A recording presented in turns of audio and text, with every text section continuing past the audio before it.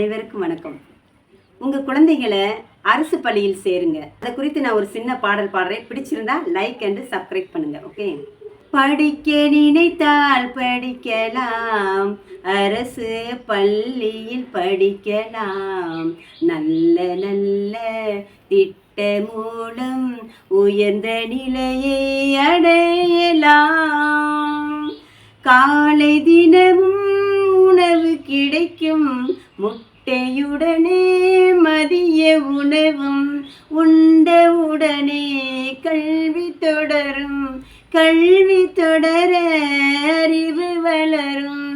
அறிவு வளர்ந்தால் பண்பு பிறக்கும். பண்பு பிறந்தால் நன்மை கிடைக்கும். படிக்க நினைத்தால் படிக்கலாம், அரசு பள்ளியில் படிக்கலாம். நன்றி.